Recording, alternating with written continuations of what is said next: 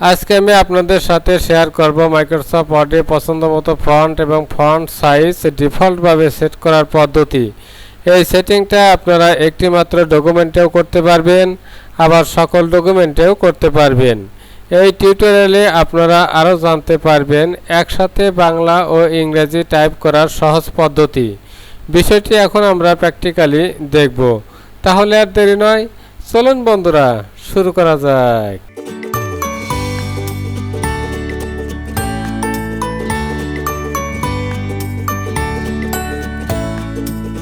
আমরা Microsoft word open করব। তার জন্য বন্ধুরা আমি যে স্টার্ট মেনুতে ক্লিক করলাম। ক্লিক করার পর বন্ধুরা এখানে মাইক্রোসফট ওয়ার্ড আপনারা দেখতে পাচ্ছেন। এখানে যদি এটা না দেখতে পান তাহলে বন্ধুরা এখানে সার্চ বার আছে, এখানে আপনারা টাইপ করবেন MICRO। মাইক্রো লেখার সঙ্গে সঙ্গে বন্ধুরা এখানে চলে আসবে। এখন আপনারা এখানে ক্লিক করবেন। ক্লিক করার পর দেখেন বন্ধুরা এখানে আমাদের এই যে ফন্ট ফেস দেখাচ্ছে ক্যালিব্রি, আর ফন্ট সাইজটা দেখাচ্ছে 11। এখানে আপনাদের ফন্টটা যে বৃন্দাও দেখাতে পারে, আর এখানে ফন্ট সাইজটা সাধারণত 11 ডিফল্টভাবে থাকে। বন্ধুরা এখানে আমরা এমন একটি ফন্ট ফেস সিলেক্ট করব যাতে আমাদের বাংলা এবং ইংরেজি টাইপের ক্ষেত্রে সুবিধা হয়। আর আমরা অফিসিয়াল ক্ষেত্রে যে ফন্ট সাইজ সাধারণত 12 ব্যবহার করি, এখানে আমরা 12 ডিফল্টভাবে সেট করে রাখবো।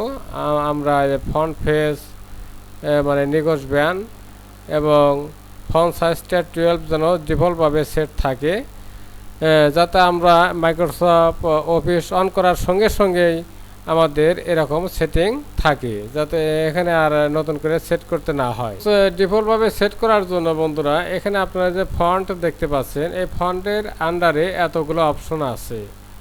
আর এই কর্নারে আপনারা একটি অ্যারো দেখতে পাচ্ছেন। এই অ্যারোতে যদি আমরা ক্লিক করি, দেখেন বন্ধুরা এরকম ডায়লগ বক্স ওপেন হলো। আর এটা আমরা এখানে ক্লিক করে আনতে পারি, অথবা আমরা কিবোর্ড থেকে Ctrl+D বাটন প্রেস করলেই দেখেন বন্ধুরা এই সেম ডায়লগ বক্স চলে আসলো। এখানে বন্ধুরা আপনারা যে ফন্ট দেখতে পাচ্ছেন, আর এই ফন্টের এখানে যে ফন্ট আছে আর এই যে অ্যাডভান্স আছে, আমরা এই ফন্টটা সিলেক্ট করব। সিলেক্ট করার পর বন্ধুরা এখানে আপনারা যে ফন্ট নিকোজ ব্যান দেখতে পাচ্ছেন, আমরা এখানে যদি নিকোজ ব্যান না থাকে আমরা এখান থেকে নিকোজ ব্যানটা খুঁজে সিলেক্ট করে দেব। আর বন্ধুরা এখান থেকে আমরা যে ফন্ট স্টাইলটা রেগুলার করে দেব, আর ফন্ট সাইজটা হবে 12। এটা করে বন্ধুরা এখানেও আমরা সেম কাজটাই করতে পারি।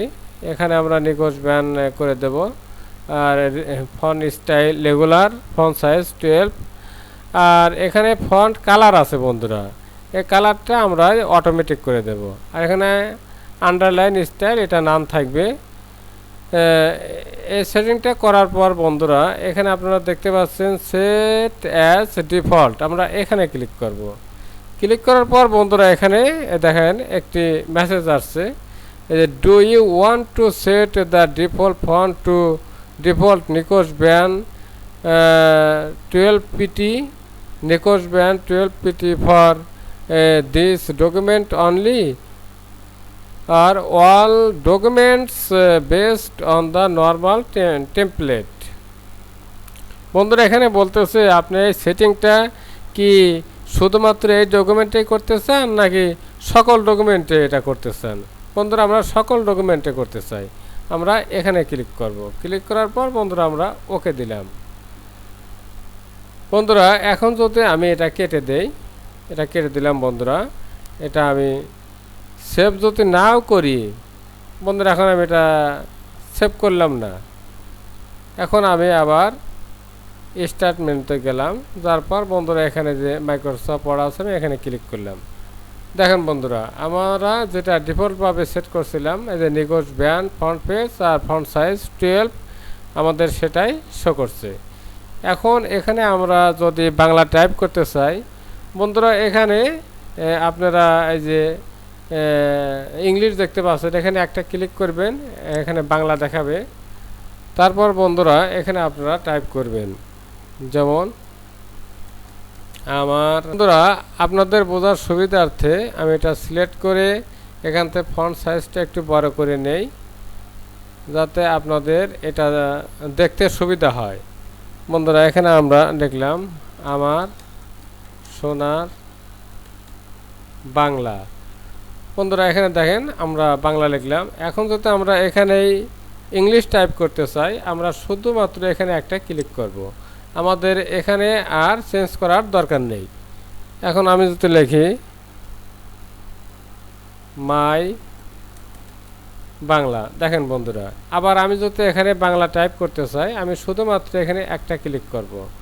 ক্লিক করার পর আমি এখানে আবার লিখলাম